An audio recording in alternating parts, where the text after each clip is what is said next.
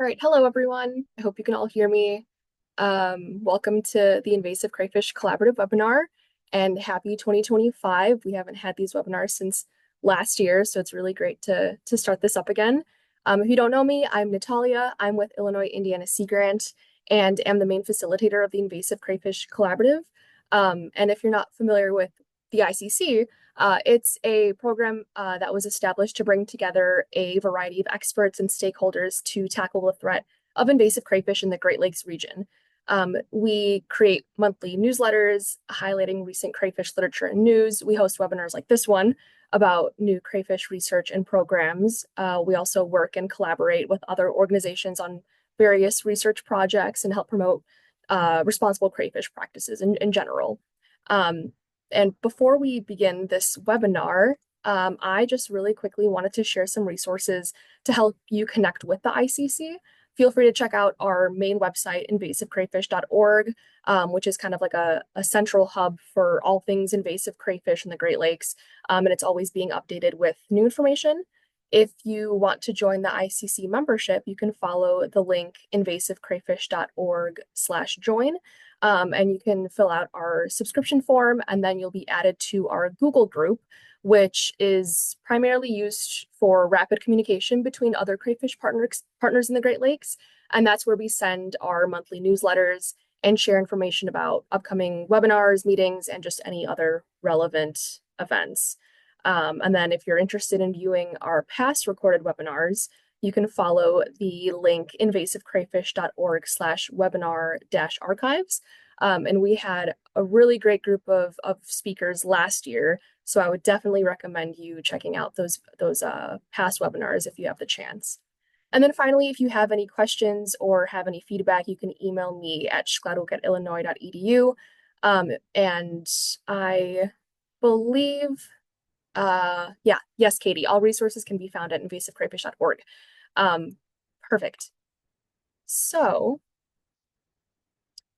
one of the goals of the ICC is to help others better understand the issue of invasive crayfish and also to recognize the importance of protecting native species. So today's webinar kind of ties into that by showcasing the incredible biodiversity of crayfish, specifically the range of colors that they exhibit. So we're very thrilled to welcome Dr. Zack Graham from West Liberty University, who's here to share his research on crayfish color and biodiversity, as well as tell us and hopefully show us how his photography captures their unique beauty. For those who don't know, Dr. Zack Graham is an assistant professor of biology at West Liberty University in West Virginia. He received a BS in psychology from Penn State University and a PhD in animal behavior from Arizona State University. His research untangles the ecological and evolutionary pressures that have led crayfishes to be among the most successful freshwater animals within the eastern United States and beyond. Beyond science, however, Dr. Graham is a wonderful photographer and has an amazing portfolio on Flickr, which is actually where I learned about his work. So that was a really great way to connect with him. But yeah, thank you so much, Zack, for being here. We're really excited to hear more about your work. So for those who are joining us today, feel free to type any questions in the Q&A box or in the chat at any point during the presentation, and then we'll have a discussion together afterwards, and Zack will have the chance to answer your questions then. Also, if you didn't already know, this webinar is being recorded, and it'll eventually be posted on the ICC website and on YouTube with captions. Okay, that is all that I had. The floor is all yours, Zack. You can go ahead and share your screen. All right, thank you for the introduction there. We'll get this going here.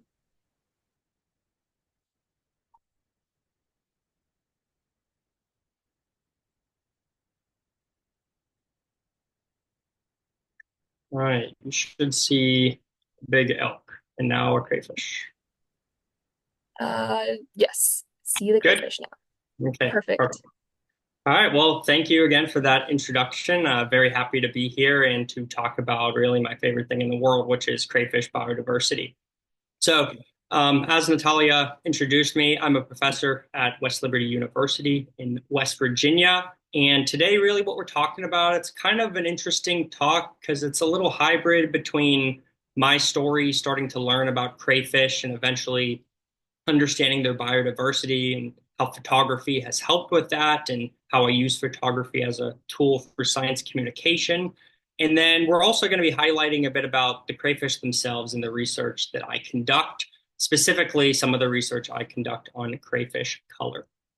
So, as a little background, just on me, like many of you, like many of you, my childhood was spent in creeks and streams, catching animals, salamanders, frogs, and of course, things like crayfish. I grew up in Pittsburgh, Pennsylvania, and so really most of my childhood and some of my best memories were spent in streams that look much like this here. And when I was doing that, you catch crayfish, and a lot of times when you talk to people about these animals, whether they know them as crawfish or crawdads, they think of them as being this kind of generic brown bug that lives in water, and they don't know much about them. They don't realize the types of things like their biodiversity and their ecological importance. And that's one of my main goals, is kind of highlighting all of that. And we'll see that throughout this talk here. And so this is an example of a species that I would have caught as a child, Cambarus carenorostris. It is not my photo. It's a photo from just online, demonstrating what you can find when you just Google crayfish photos online. And so I always like including this photo here. This is me when I was like 7 years old or so, catching said crayfish right out of the stream. I had like probably 20 of them in that bucket there, like most kids do. And so I was always interested in these animals. For most of my life, I just thought it was this single species that I caught in the local streams and creeks outside of my hometown. Later, during my undergraduate and PhD, started to realize the diversity that we have in this animal group. I was living in a pretty good area for these crayfishes with 30 different species, had no idea whatsoever until I was, well into my studies. Later, you end up learning that, there's approximately over 700 of them, nearly global distribution outside of mainland Africa and Antarctica. And really, the global hotspot is the eastern United States, specifically the Southeast. And so, you really start to learn that these animals are much more complex than we originally thought, and than most, people in the eastern United States originally think. And so you start learning about the crayfish diversity, and you see that they have, a wide range of phenotypes and traits that they exist, and understanding how those traits came to be and how they've evolved and diversified is what my research is about. And so here's some photographs here taken by primarily Gunter Schuster, showing just some basic diversity in size and shape. And one of the main things that I'm really interested in is color. Many of these species on the left side of your screen here, these are the species that primarily live in permanent aquatic bodies of water, things like streams and creeks. And many of these on the right are actually what we like to call burrowing species, which I'm sure you know about and have heard of. But if you haven't, these are animals that do not rely on permanent bodies of water. These are many different types of crayfish that what they do is they burrow down to the water table, regardless of how deep it is, sometimes 3, 4 meters, 12, 15 feet in some cases. And excavating their burrows is something that can be quite difficult. And as you can imagine, we know quite a bit less about these species here. And just to give you an idea of the extent of the diversity in this burrowing behavior, some species are actually thought of being pests that they burrow so much.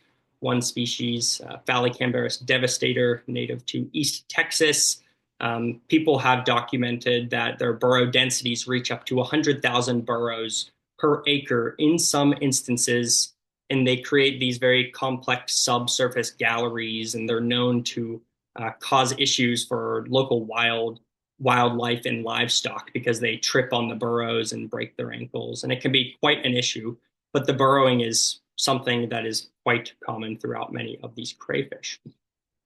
And so really I started to learn about the diversity and the color and the shape and the size and where they live. And I started to talk to all of my friends and family about this and, try to get them as excited about crayfish as I was. And so what I ended up showing them was, what I knew at the time was like the best photos of crayfish. I would show them photos that I took on my phone. I would show them the photos from Google, and I would be really excited about these animals. I clearly had a passion for them. But when I showed everyone the photos of these animals that I was so excited about, they were just like, I don't really get it. These don't seem like that interesting of animals. And so this really started to get me to think about how I can potentially use something like photography to get other people excited about all of this crayfish diversity that I was so interested in for my research. And it especially came about when I would go to places like conferences, and I'd go to conferences and people would have these amazing research projects about these beautiful crayfish, and they wouldn't show any photographs of them at all. And if they did, they were photographs like these ones here, which are, they're good, but they're not really showcasing the animal and their main traits. A lot of them are with smartphones, which is really great and accessible, but it didn't really show off the diversity that I knew that these animals had. And so we'll continue to kind of talk about this as we go through and discuss how I ended up starting to photograph many of these species. It is worth shouting out that, I definitely enjoy photographing crayfish. I am far from the first person to make this my life goal. There are many people that are amazing crayfish photographers. Ones that I like to highlight, many of the photos I include in my talks are from these two individuals. Gunter Schuster, probably best known for his photographs of crayfish on black backgrounds, often used in taxonomic work. And so those are some of the best photos that you can get showcasing the colors and the sizes and the shapes of the crayfish.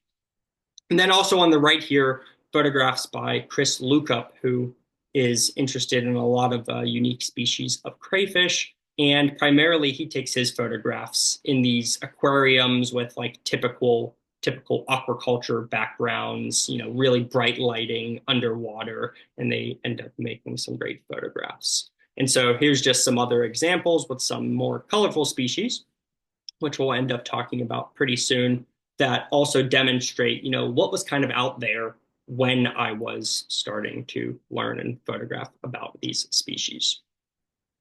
And so I would go to these conferences, I would look at scientific papers, and I would see the photographs that people ended up including in their work. And it really got me kind of motivated to start to document some of this diversity through photography. It was especially the case when I went to a conference and I would see someone studying snakes or someone studying lizards. And they would often include these beautiful photographs that look like they're staged, and that's because they are staged. And they showcase the animals in the natural environment. They show the full range of colors and kind of patterns that they can exhibit. And it really just showcases the diversity of those animals, whether it be a king snake or a coral snake or an anolis lizard or whatever it may be. The reptile community clearly got this right, and they have amazing photographs posted all around. And so really one of the main things that motivated me was to take these photographs of these crayfish and learn how this works and eventually use them as tools for science communication. This also was around the time that I actually started writing a book as well on crayfish. I have a popular science book on crayfish entitled Crayfish, Crawfish, Crawdad, The Biology and Conservation of North America's Favorite Crustaceans. This is a book that I finished, around a year or so ago that should be out within the year. And I needed lots of photographs for this because what I do in this book is tell the stories of the crayfish for a general audience. And so I wanted to showcase this biodiversity that I was so passionate about and that I knew so much about. And so the photographs became really important. So I kind of decided that if I wanted to include so many photographs, I wasn't going to be able to just borrow them all from other people. I didn't feel great about that. So I needed to learn how to take many of them on my own. This is the current setup that I use. It's, fancy, but for anyone that is very into photography and knows all the, fine details, this is nothing too fancy or too unique. It's pretty cookie cutter and far from top of the line. All of this is like mid-range, mid-high range type of equipment here. Canon EOS Rebel T7, really important is having this external flash and then a flash diffuser here. You can see how muddy and kind of dirty my camera is, and I kind of use it as like a beater because I'm always out in the field and you have to lay down on the ground to get these photos most of the time. But I have this camera here. I use this to take photos out of water. Many of the species that I study and photograph, as we'll see, are the burrowing species that are semi-terrestrial in a way. And then I also have a Olympus TG6 run-of-the-mill great underwater camera for some underwater photos that I'll end up showing you. So I got this camera set up, just researched it online, essentially looked at what all the other good macro photographers were using and kind of copied them based on things I found on forums online, and ended up starting to photograph crayfish, having never photographed really anything in a serious manner in my entire life. Some of my early photographs, they look a lot like this, and now it makes me cringe even looking at them. The composition's bad, the lighting is atrocious. A lot of this is because I did not have a flash diffuser or external flash at this time. That just makes it way more crisp. It's all about controlling the light in your environment. And so starting to understand that and tweak with the settings really was a process that took me probably 6 months. I didn't take a single good photograph of a crayfish intentionally for the first 6 or so months. And also when I was photographing crayfish like this, there's no editing in post. I wasn't photographing in a raw format that could later be tweaked and the lighting can be really honed in. But with that setup, I eventually started to get a little bit better and started to document some of the species that lived around my area in my hometown of Pittsburgh, as well as where I'm living now, in West Virginia. And so now we can kind of get into a nice little slideshow of some of my favorite photographs of the species that I have captured and documented throughout my time. This is one of my favorites here. We'll look at it in depth a little bit later with a study that I'll outline on the color. This is called the blue crawfish, Cambarus monongalensis, native to southwestern Pennsylvania, northern and central West Virginia, and it's been found once in Ohio. This is one of those burrowing species that I told you about that actually lives essentially underground and rarely leaves the surface. Interestingly, it is bright blue coloration, or dark cobalt blue is maybe a better descriptor. And it has these bright orange tips, which are very contrasting. If you know blue and orange on the color wheel, those are contrasting colors. So that's a little bit interesting. We can talk about that when we get to the color portion of this talk later. But this is one example of, some of my early photography. Once I got everything dialed in, I found that this angle and lighting was really the best. You have to go out in cloudy days. This is, pretty basic stuff for anyone that's really into photography, but it took me a while. So this is a species that's naturally bright blue from northeastern-ish United States. We have some also that are naturally bright orange. This is not, any of those species that you'll find in a pet store that are artificially selected to have colors. This is natural coloration. This one is the upland burrowing crayfish, Cambarus dubius. This specific individual is from the type locality, so from where the species was described. And throughout this species range from Pennsylvania, West Virginia, really all the way down into Kentucky, Tennessee, following the Appalachian Mountains. It has recently actually been split into many different species, and based on the color is one of the main phenotypes that people have been using. So there's lots of undescribed species in this group. This is presumably one of them. It is a, kind of dark green turquoise colored crayfish. Same species, but it is potentially, an undescribed species, but it's currently recognized as Cambarus AFF dubius, showing affinity to Cambarus dubius, despite expressing a completely different color. And then these are all burrowing species. Again, this is another Cambarus AFF dubius. This is kind of colloquially known as the red, white, and blue morph. Has reddish orange tips on its claws, a beautiful blue, dark blue back and on the claws here, and a little bit of white cream color on the sides. I think this is one of my best photographs I've ever taken here. We see some of those bright colors, we'll get into that as we continue. But one of my favorite things is actually photographing the dull colored crayfish and the cryptically colored species. And that's because many people kind of ignore them.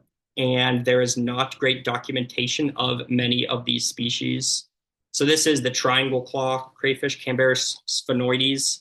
If you type in this species name on Google, you will pretty much get 0 images of it. And so it's not the first high resolution photograph of it, but it's among the first, and especially one of the first that you can find. So I really like doing that because many people were studying this crayfish, but no good photographs of it. So that's one of my favorite things to do there.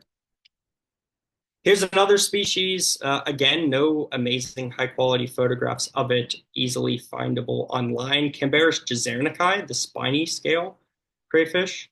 This is a crayfish that lives in small first and second order streams and is known to have these blue, almost blue-gray legs, which are really unique. You can also see the patterning here in the claws. This patterning is actually due to the muscle attachment sites on the inside. And so you can kind of see the way that the muscles are attaching on the claw. And so, again, this is a species that, if you just Google it, there's not many photographs of it. And that's one of the main goals that I had here in documenting and describing some of these.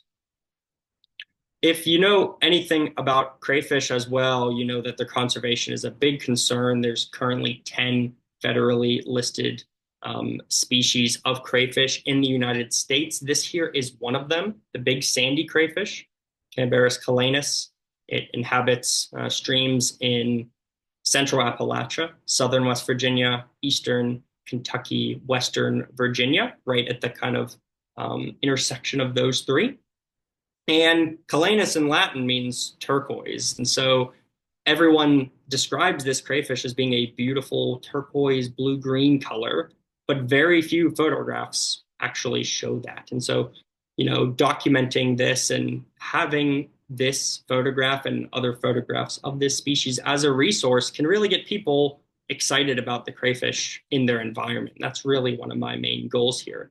They're so, beautiful and, people just don't know that. And so that's definitely something that kind of motivates me. Cambarus calenus' sister species, the Guyandot River crayfish, a little bit more dull generally in color, olivaceous, kind of greenish brown, but still very unique. When you get these high resolution photographs, you can see the unique features of them and how the colors display themselves in unique ways across the body and different morphological features of the crayfish. So those two crayfish were two examples of some endangered species and threatened species in the United States. I luckily had the privilege of going over to Europe, actually. Europe has a handful or so native species of crayfish. All of them are endangered and of some conservation concern. This here is the stone crayfish, very generic, common name, Ostreopodomobius taurentium. And again, there were not that many great photographs of these species. And so I told some of my colleagues out there, if you take me to go find them, I would gladly photograph them, and you can use those for anything that you may need. Because when you look at this crayfish, you can really see some unique features, all these bumps throughout the chelae, the patterning and the spots throughout the body. And clearly a lot of this is serving as camouflage. You can see how it blends into that natural background. And so we can start to get to some more colorful species here as well, as we transition into really my interest in crayfish color. Very colorful species here. This species looks like it could be fake. It could be a piece of candy. It's like glistening so much. This is the fireback crayfish, native to a small portion of the panhandle of Florida. It's also a burrowing species, bright red, deep red, orangish colors almost. In some of the specimens, orangish red it ranges from, and we can really, see the highlights throughout the crayfish's body. Controlling the lighting here is really difficult because you'll get a lot of this reflection, which is pretty difficult to get rid of, but you just want to minimize it as much as possible. So it all has to do with where the crayfish is positioned and how you can kind of manage the surrounding lighting. Some other kind of uniquely colorful crayfish here. This is a member of the genus Distocambarus younganeri from South Carolina, which is where the majority of this genus resides. The Newberry burrowing crayfish. Again, this one I got the privilege to work with for a few years down in South Carolina with my collaborators who have a grant to work with them. Many of these species never been photographed in a high resolution. With high resolution photographs, the colors were not really known or documented. We get to see this almost pinkish, orangish color, really unique, not something that you typically associate with the crayfish. And then another member of the genus Distocambarus here, this one, Distocambarus carlsoni, the mimic crayfish. Really unique, kind of dark black on top with the sides and the edge accents being orange. And this black and orange coloration is not only present in this species, Distocambarus carlsoni, but it's also popped up in a few other species, which is quite interesting. Makes me think a lot about, what is generating these colors and how does that actually come to be. And so we can skip ahead here. I have tons of photos to really showcase. I'll talk about where you can see them all. It is worth noting that I also teach a lot of classes about crayfish and crayfish diversity. I teach workshops, and so I highlight anatomical features of the species as well. Learning how to look at the claws of a crayfish can really tell you a lot about its species and its biology. And so we get to really showcase that here with these black background photographs that I can take showing a distinctive feature of this species, Cresarhinus phodians, that being this kind of notch here. Also take photographs of things like the life history events that happen with crayfish. This is an ovigerous or in-berry crayfish that has extruded a whole bunch of eggs. And there's probably 100 or so of them on here. And this specific individual, I was documenting all the different life stages, and eventually those eggs hatch, and it becomes this big kind of wad of baby crayfish. And you can zoom in on that and see the small craylings' eyes and their formation of their abdomen and all of these little pigment cells as well, which is what I believe those kind of dark spots are on the crayfish. So with all these photographs, really my goal is to showcase the diversity of the crayfish. And this has been luckily highlighted pretty recently with some of the research that I've done, specifically looking at the coloration of the crayfish. Crayfish with, the 700 species, not all of them are that boring brown color that everyone associates them with. As we just saw, they can exhibit a wide range of colors, and investigating those wide range of colors is really something that I'm interested in doing with these crayfish. And so I want to, kind of transition a bit from the photography over to some research that I've done on the crayfish and the crayfish colors. And the crayfish that I'm most interested in are these types of ones here, these very brightly colored crayfish. And if you look at these bright colors in non-crayfish organisms, typically they're described as what we call conspicuous colors. Conspicuous colors are simply colors that are unlikely to appear in the natural environment. We could see oranges, reds, blues, purples, yellows being present throughout there. Many of these colors are also present in the crayfish, both in the United States and beyond. Yellow is interestingly something that is not really present in many crayfish. Not sure exactly why, but oranges, reds, blues, and purples are quite common throughout the range of species of crayfish around the world. And so when you look into these colors and you would search, when people see these colors, they immediately ask, well, what's the purpose? Why are these colors around? And so that's really at the heart of some of my research, is trying to figure out what these colors are for. Are they adaptive? Are they not adaptive? There's lots of different ways to answer this and answer these color-related questions. Throughout the literature, you will find that there are two main theories that are predicted to lead to these bright, conspicuous colors. That being sexual selection, whether that be mate competition or female attraction, textbook example of mate attraction being something like the peacock here. And then the other main theory that is thought to contribute to bright colors are warning signals or aposematism, the warning coloration, essentially. Don't eat me, I'm toxic, I can bite you, I can pinch you, something like that is one of the main determinants of how these colors come to be in other animals.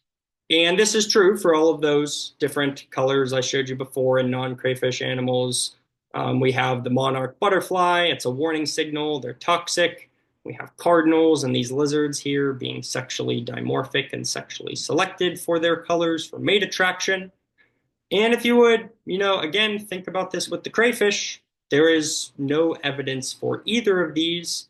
Crayfish are not known to be toxic. They're not known to be sexually dimorphic in their color. And this is really at the heart of the questions that I'm trying to ask with my own personal research that I use the photography for and highlight the biodiversity, and then I can explore the coloration and how it comes to be. So when I like to think about the evolution of these colorful crayfish, you can answer questions about evolution in multiple different ways. It's not like a one size fits all. You can do this many different ways. You can ask, how have they evolved? That being with the development. How does the color manifest itself across a lifespan? You can get at the mechanism. What about the physiology or the genetics of the individuals kind of creates the color? And then you can also look into the why, the evolutionary history. When did it evolve? How many times did it evolve? And then the function. Is it adaptive? What are the benefits? What are the costs? And so over the next, 10, 15 minutes, the remaining time that I have here, I'm going to briefly try to tell you about the mechanism, the evolutionary history, and the function. Each of these could be 45 minutes of information on their own. So I'm going to have to give you kind of the highlights here, but you'll probably get the gist of this story, and we'll get to see some colorful crayfish as well. So the mechanism, the coloration in crayfish is produced by pigments, and these pigments are layered in their exoskeleton and in the cuticle, and there's multiple different layers of these pigments. We know a good bit about the physiology, actually, of crustacean coloration. One thing that's quite interesting is that the genetics is a little bit less well known.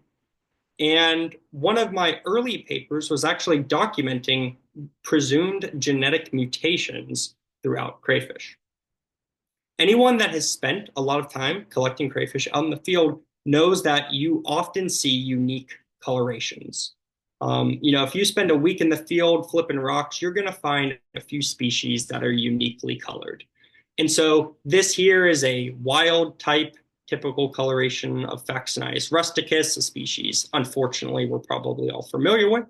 And then here is an individual with a presumed blue mutation leading to an upregulation of the blue pigment. I searched the literature and online sources for these presumed color mutations, and I actually found that it's very common. 115 occurrences, primarily when what happens is blue coloration becomes most apparent, but there are some with orange, white, some crayfish have been known to be bilaterally symmetrical in color, and some red and some pink, but it's kind of hard to separate those out with orange. But color mutations are quite common throughout the crayfish. That'll be an important part of this story. The next thing I wanted to do was look at the evolutionary history. When did color evolve, and how many times did it evolve? To answer these types of questions, you need an evolutionary tree. And with crayfish, over 700 species, we actually have a pretty decent evolutionary tree of about 60% of them, about 40 species. And so this is what that looks like here. It's quite a mess and there's a lot going on. But we can see we have the major families of crayfish. These are the South American crayfish. These are a lot of the European and some species in the Pacific Northwest. These are the Asian crayfish, and then this is the family that many of us are familiar with in the eastern United States. And what I did is simply document what is the dominant coloration of the species on the tips of this tree. And you can see right here, these are some Australian species. Many of them are bright orange. We have down here some orange, some blue, some orange, some red, some blue. It's coded what color they are. And with this, you can actually trace how many times these specific colors have evolved.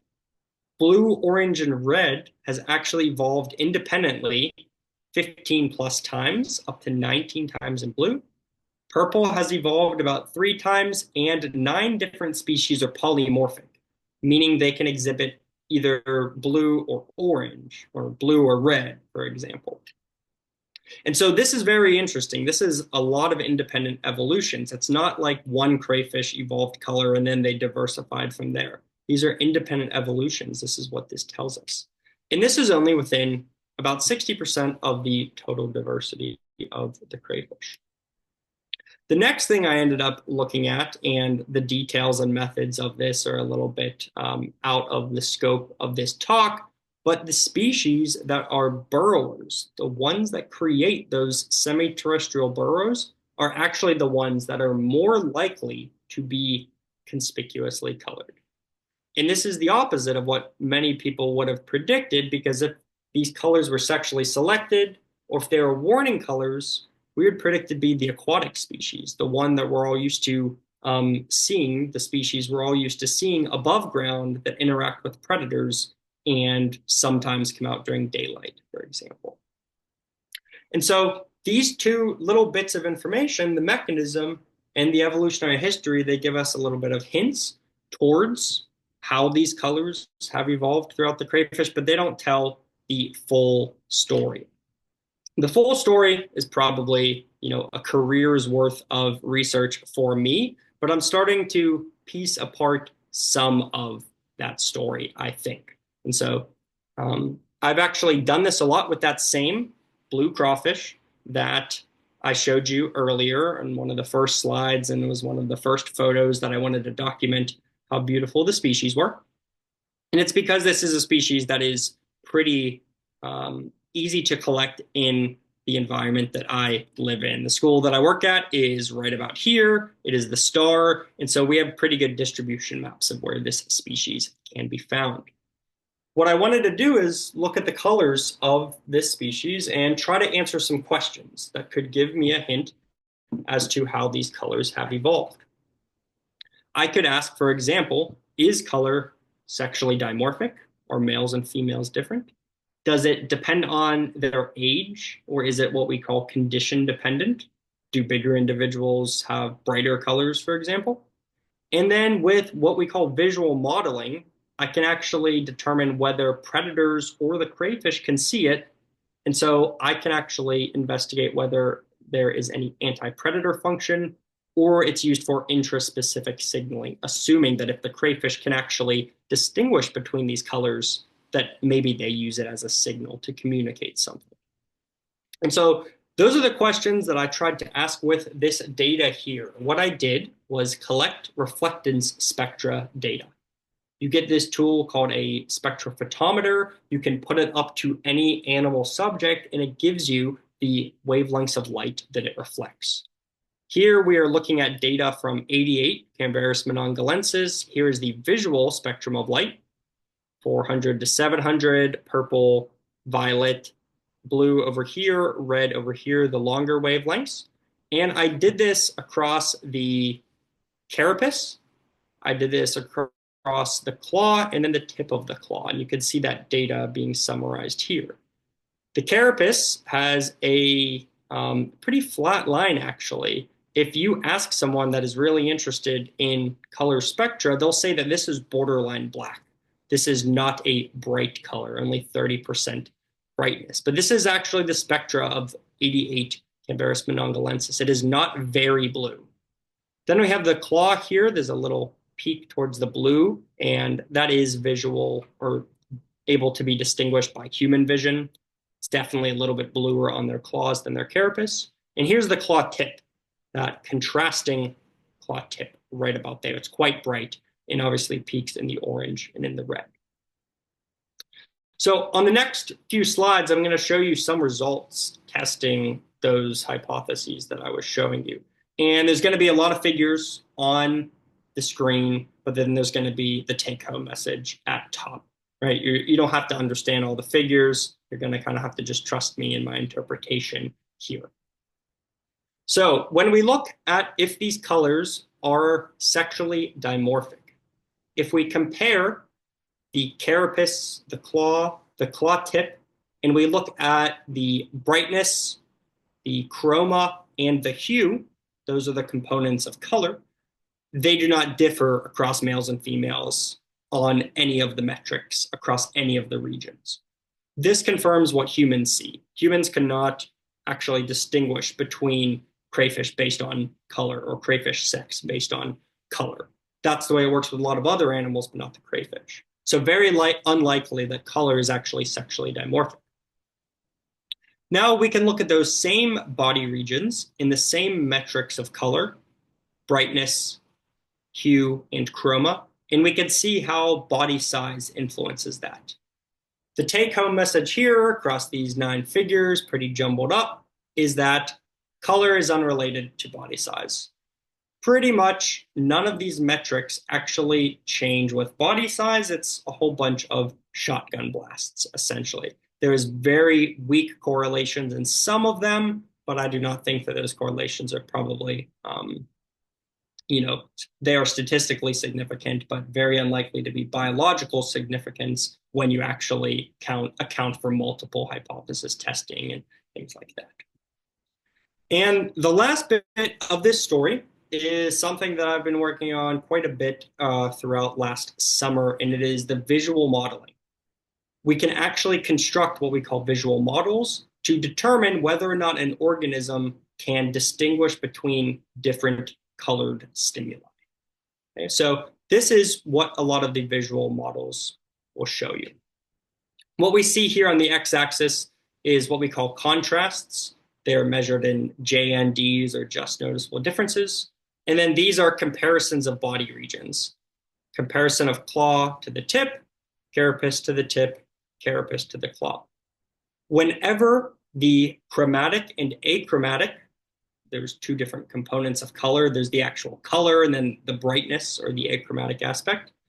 If any of these contrasts based on a crayfish's visual model are past this threshold of 1 to 3, that suggests that crayfish can actually distinguish between the colors of their own body, the colors that I collected with the spectrophotometer. And so, interestingly, this suggests that the crayfish actually cannot distinguish between the colors on their own body. It does not stimulate their eyes based on our current understanding of their vision physiology. It does not stimulate their eyes enough to make a noticeable difference between the carapace and the claw, or the claw and the carapace, for example. You can also do this not just for the crayfish, but you can do this for the predators. You can do this for the predators. The most common predator of these species, probably owls, as well as various snake species. Interestingly, the predators probably can see these colors and distinguish between them. And so this tells us a bit about the kind of ecology or the natural history that these colors play in at least one species here, Cambarus monongalensis. It's very unlikely that they are used for any intraspecific signaling, but there's a chance that they're used for aposematic or warning coloration, but there's no evidence that crayfish can really like defend themselves with toxins or poisons. And so it's not too surprising that these species can see them because they have better vision than humans, multiple color receptors compared to us, four in some cases. And so it's not too surprising that they can distinguish between these. And so tiny little summary here and kind of wrapping up some of this color-based research. The conspicuous colors, the reds, the blues, the oranges, they have evolved over 50 times, and they're interestingly more likely to evolve in the burrowing species like Cambarus monongalensis. The color mutations appear to be really common in the crayfish. They're quite common, widespread, primarily blue, but there's lots of orange-red mutations as well. And in at least one species, color does not correlate to size or sex, and the visual models support that the crayfish cannot discriminate between their own body colors. So if you put all this together, it's quite a confusing story. There's no clear answer as to the function in the evolution of these colors. There's no strong evidence yet as to them serving any function whatsoever. But one thing that I've written about and I'm trying to explore with future research is the idea that the coloration may not be adaptive at all. And so this is a kind of funny slide here with the title, The Neutral Theory of Color Evolution. This is a theory proposed by an individual here named Tim Cairo, who spent years and years and years investigating the function of zebra stripes. He investigated all these different hypotheses that could explain why zebras have these conspicuous stripes. One of the things he ended up actually suggesting is that maybe the stripes, and therefore traits like the conspicuous colors of crayfish as well, they could not be selected or be under very weak selection. And so he wrote this paper here, which is great when animal coloration is a poor match. He says, while biologists implicitly recognize these constraints placed on adaptive coloration, they rarely explicitly acknowledge the heterodox notion that coloration might be under weak selection or no selection at all. And so I think that is potentially what is happening with all of these brightly colored crayfish that live in burrows. Is potentially a mutation happens, and then the coloration just sticks around. It is not beneficial. It is not adaptive. That's at least one explanation in some species, I think. There's lots of more data and tests that need to be ran to confirm this, but there's some support for this, and there's no support for any of these other adaptive hypotheses. And so with that, I just want to quickly thank everyone for attending and for listening to me talk about photography, color, all of my passions with crayfish biodiversity. I have my email here and just want to highlight that if you scan this, you can go to my Flickr. All of my photographs are free to use. I do not have any imprint of my name anywhere. All of my photographs are free to use, free to download.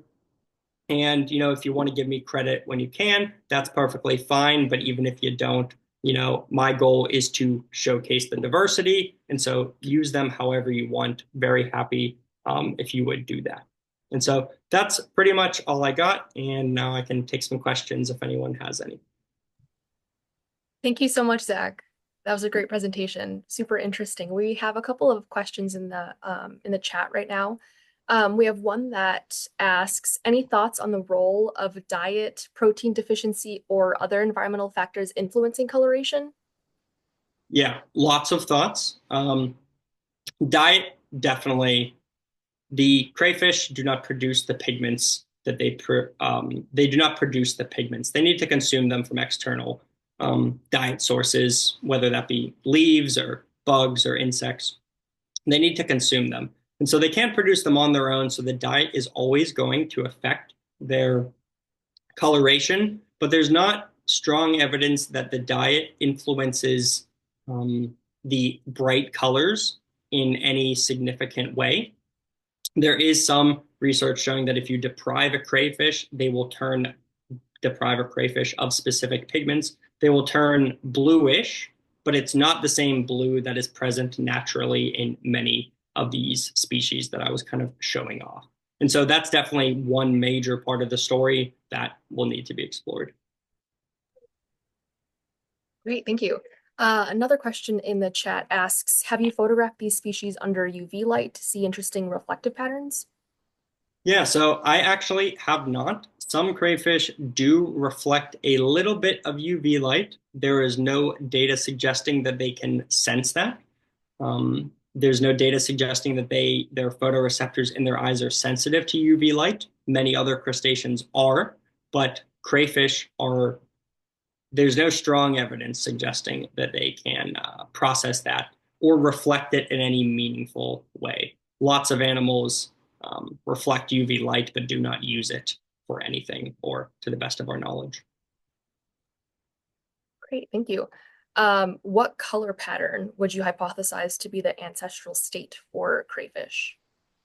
Yeah, you can actually investigate this, and I actually have some data on this as well. This isn't the best representation of it, but if you look at the ancestral state of these crayfishes, the ancestor of all of them, approximately 260 to 300 million years ago, is most likely to be a burrowing species that is most likely to be brown and cryptic colored, but there's some percent chance that it was brightly colored, actually. But as far as color pattern, most crayfish, 80% of them, 70% of them are kind of monocolor, maybe a little bit of patterning in there. And so that's probably the ancestral state just based on parsimony.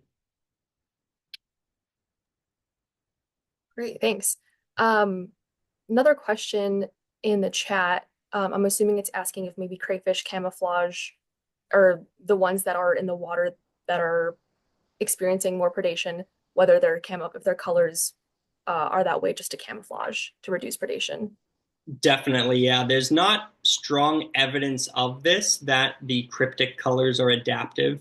Proving and supporting the hypothesis that a color is adaptive is actually quite complex. It takes multiple experiments and comparative work and stuff. But yeah, definitely, that's what you would predict is that it's actually the opposite of what I investigated. The conspicuous colors are more likely to be in the burrowing species, but the opposite is also true. The cryptic colors are more likely to be in the aquatic stream dwelling in river species. And so, yeah, definitely.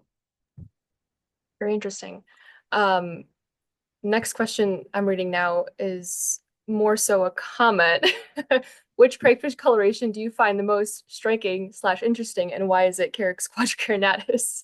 But also, which one do you think is the most striking in your opinion? To be honest, I love photographing the colorful ones. You know, I love photographing these bright red crayfish and stuff, but it gives me joy photographing a cryptic colored crayfish that nobody appreciates their, features and their color that there's not many photographs of. I really get a lot of joy out of that. So something like this that is boring and brown brings me a lot of joy actually, because I know that most people would see this and they'd be like, meh, it's just a crayfish. But if you really take your time and look at it, there's like so many unique features to its colors and its morphology that I enjoy. So I would say like the more dull colored species, something like these two are some of my favorite actually. It's a great answer. Um, a few more questions in the chat. Still have, I think, 5 minutes, so I think we'll be okay.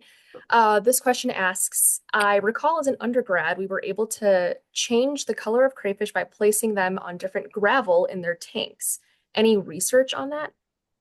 Yeah, there's a few published papers on that from the late 90s, early 2000s. And the crayfish of the coloration of crayfish can definitely change in both short and long-term scales. I've seen crayfish drastically change color and darken themselves in the time scale of seconds. But if you raise them in different environments, they will also slightly change their color. The mechanisms of that, not super well known, but they definitely do. the water as well can influence that. The clarity of the water, as well as the chemicals in the water. There is research on that. It's a little bit dated. The experiments are not super robust, but there's enough of them that it's definitely playing a role in this story. Do you know of any studies quantifying whether the burrowing crayfish are faced with less predation than non-burrowing crayfish? This question is bouncing off the comment about camouflaging to reduce predation. No, there's, to the best of my knowledge, no strong evidence of that, but you can kind of just use some common sense ecology that the species that rarely ever leave their burrow um, have less predation pressure from visual predators, at least, because they're living where there's no light and they rarely leave the light or rarely leave that burrow environment. And so we definitely know that there's lots of predators of burrowing crayfish, but it's just kind of an assumption of the ecology that because they burrow, there's probably less predation from visual predators because not many things can get into that burrow. Great, thank you. The last question in the chat asks, does mating between crayfish of different colors result in offspring with new colors and patterns? Yeah, so like all traits, the genes definitely matter. It's the genes and the environment and how they interact. But there is a huge community online if you go down the rabbit holes of people breeding crayfish, and you can get koi patterned crayfish, you can get bilaterally colored crayfish. It doesn't necessarily work like the flower color does in the example of Gregor Mendel, where you get red and pink, and you can get like a reddish pink. But there is some scientific data on that, and then lots of anecdotal evidence with the pet trade.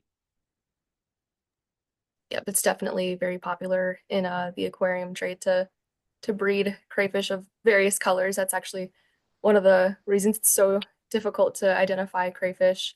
It's just there are multiple colors of the same species, and it's quite hard to distinguish between one species and what could be another, but is actually the same.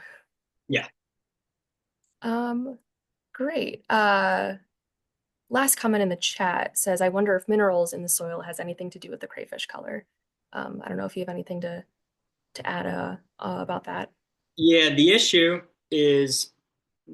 with color is it is like the textbook example of everything influences it. That's the way that biology works. I tell these nice, clean stories of one hypothesis predicting this, but biology is so much more complex than that. And surely everything affects the color. But that's just the idea of conducting a whole bunch of different experiments that control for things as best as possible. But I would definitely buy that soil chemicals, air chemicals, everything is going to influence their color in some way. Um, okay, one last question in the chat, and then we might have to end. Asks, someone once told me rusty crayfish turn blue when close to death. Is that real? I've actually never heard that and never experienced that.